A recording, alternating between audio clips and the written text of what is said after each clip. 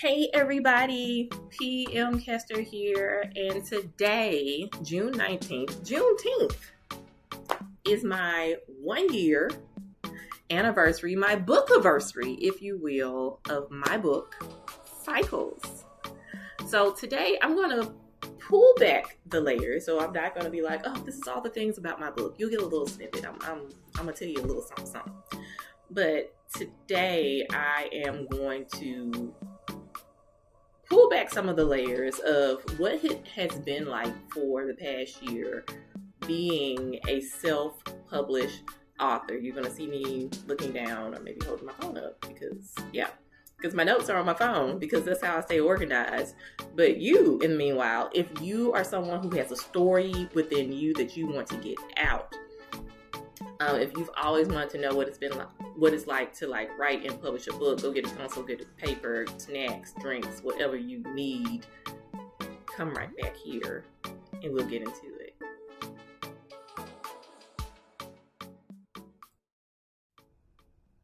All right, and we're back. I'll do a quick little bit of housekeeping before I get into it. Who am I, y'all? I'm PM Kester. This is how to take a break, so you're not somewhere you're not supposed to be. You're supposed to be right here, because on this channel I teach you how to take a break.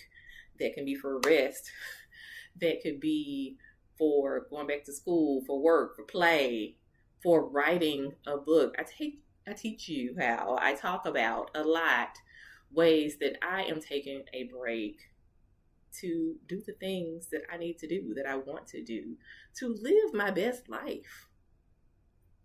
Yes, right there. And so a year ago on Juneteenth, my book, Cycles, was released into the world as an ebook. The print version came on Black Friday later in the year, but this is the 1 year anniversary of the ebook, the book in general. And so I'm looking back, I'm reflecting on lessons learned from self-publishing my book. So what does it mean to self-publish? It means I did not go through like one of the publishing houses.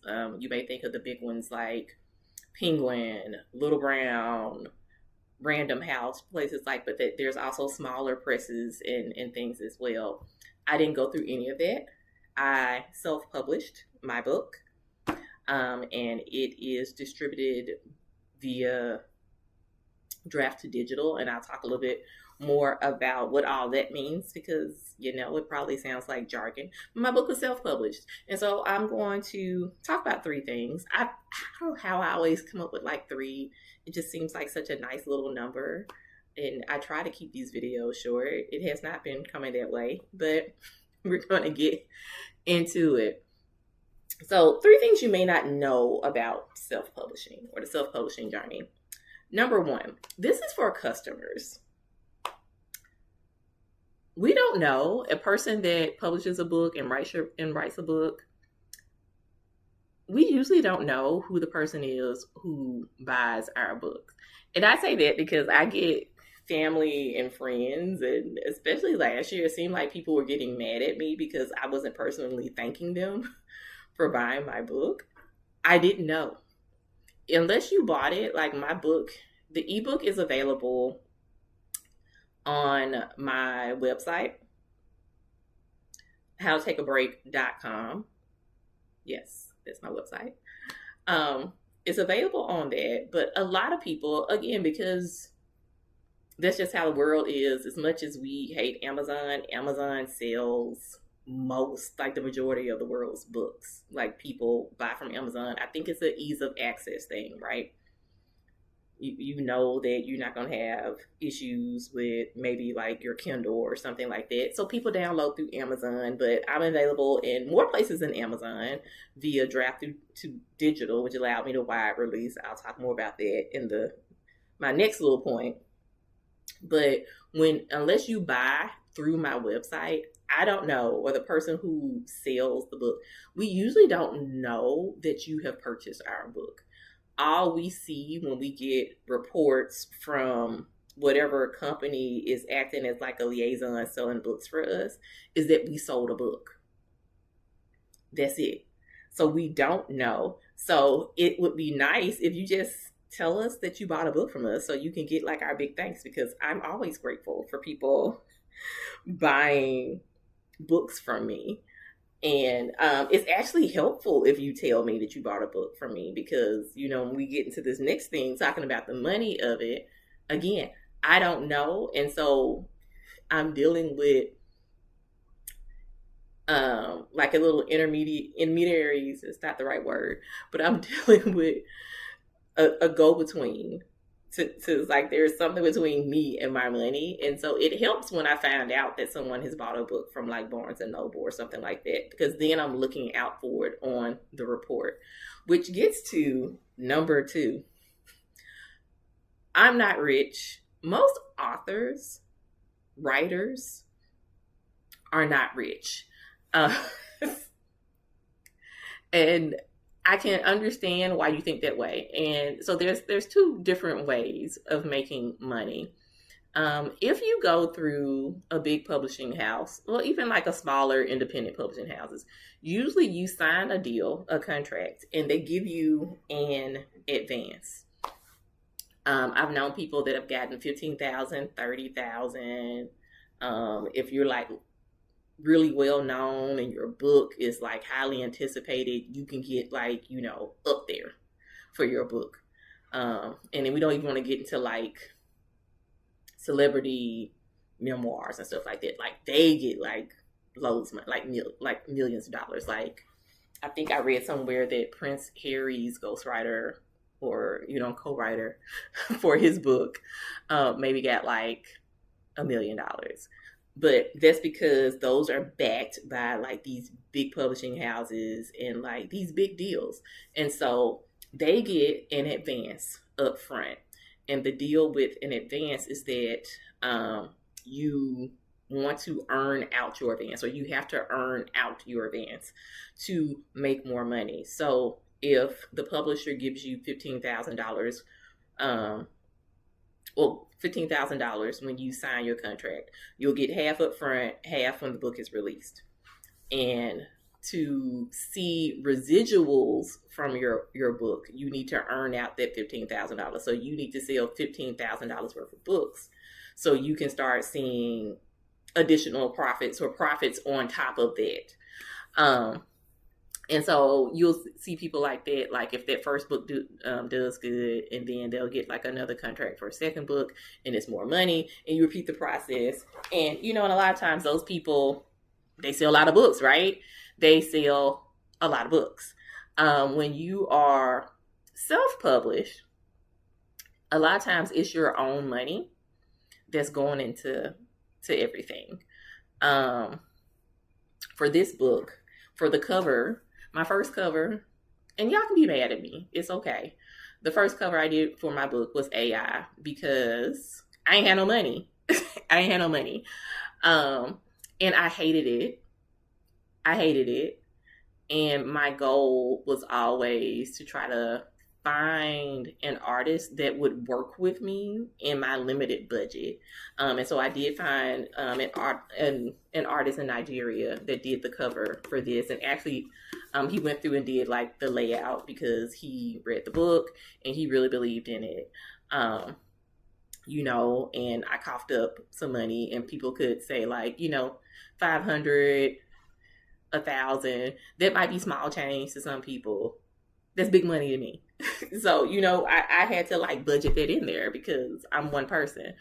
But when you self-publish, expenses like that cuts into like any profit that you make.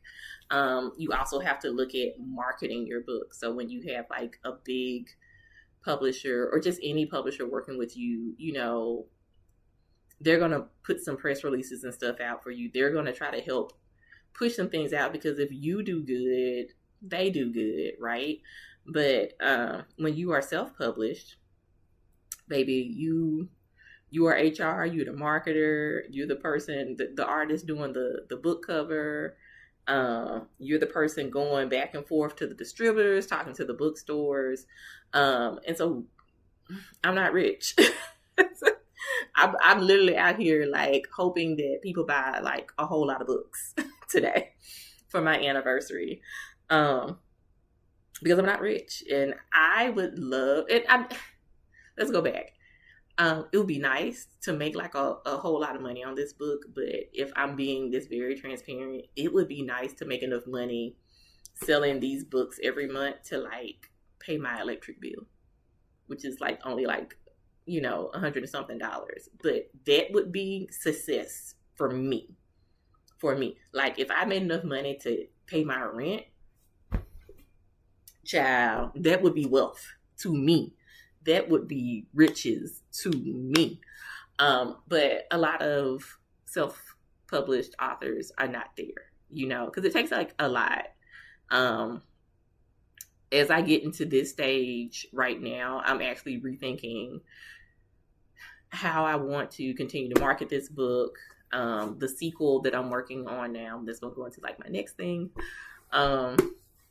Like things I want to do different, and ways to come up with like more funds so that I can better market and things like that, which goes into marketing. I have a lot of notes on this section called I'm Not Rich, because I paid for Facebook ads. I have joined a NetGalley co-op to get people to read the book, to see if anybody would write reviews. So, because reviews help people to recognize whether they want to read your book. I've done that. That's not free. You have to pay for that. Going to events, which is also another fee. But I've done well when I've gone to events before. Like, even if I don't sell any books, I get like a lot of people on my mailing list. I've done that with my journals. But again, all this stuff costs money. To even set up a table. But I've done that. But it takes money to make money, and just be prepared to not make a lot of money in the beginning. We're still hopeful. Number 3, things you may not know about self-publishing. Writing takes dedication. I worked on cycles for a while. Actually, I wrote the first draft of this book in 2011. It was 50,000 words. I completed it in 1 month. Even I don't know how I did that. Like, my focus and stuff on writing this book was so good in 2011. So good. But you also see that was 2011, and it was 2025 last year when this book came out. I joke with people that know me and call this my divorce book, because when I was going through my divorce is when I actually finished the final draft of this book. So 2018. And that's because a friend who is a published author basically sat me down and had me come into her house every Sunday during their process to finish drafting the revisions. Because my goal, since it was science fiction, was that it needed to be 100,000 words, because you have to world build in science fiction. Romance can be like a little shorter, but for science fiction, the expectation is that the book is meatier, because you really want to like paint this fantasy world that people are living in. And so I hit that in 2018, but because of so much stuff was going on in my life, I hired an editor.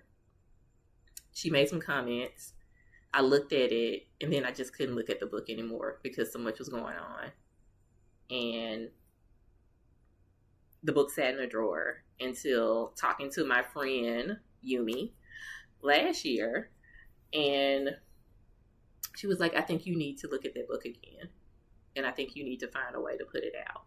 And that's how we got to it. But And I had to go through editing again and formatting. And even before we got to this copy, I edited and formatted again. And I'm sure that there's still stuff in here, because you're going to always miss something. This is 100,000 words. But writing is a process. It takes dedication. Like, even to get to this point, I was blocking off an hour on my calendar, like after work. I was going and writing for an hour. I was going and writing for a couple of hours on Saturday. And I say all that because I'm in the middle of writing the sequel, and it's hard. I thought I was going to be able to knock out the sequel in a month, at least the draft, like I did with the first version. And the truth of life is just, my job is busier now. My life has been busy this past year because, you know, I'm preparing for the empty nest. I had to deal with a child that was graduating, and it just got unexpectedly busier. So I'm working on it. My hope is to be finished with this book by the end of the year, the sequels to Cycles. So you heard it here. That is the goal. I'll keep you updated on that, but it takes a level of dedication to write. It's very easy to feel jaded and to feel like you're doing something wrong, because you see somebody writing 2 and 3 books a year, and you're like, why can't I do that? And we do stuff differently. We utilize different methods to write. But if you're literally trying to do what you feel called creatively to do, it takes time to write, to really get enmeshed with these characters, and to tell a good story. So you have to have that dedication to that. All that being said, I hope that this was helpful. I have some special announcements today on the 1-year book anniversary. Cycles is 99 cents. Yay! Cycles is 99 cents. And if you go follow me on Instagram at How to Take a Break Official, I am giving away a signed copy of this book, and it'll also come with a little gift card. So if you go find my Instagram post, look into the description box here, it should have that information. Go to my Instagram post, read all the instructions on how to get entered to win your copy. But you also can just go ahead and buy the book for 99 cents for the ebook from all the places, links right there in the description box. And if you read the book, please, please, please go on Goodreads, Amazon, whatever. Please write a review. It helps me so much. I really want to get more eyes on this book. And I hope you feel encouraged to write your story, because I know you have a story in you. So find a little time, sometime today, to take a break to write. Bye.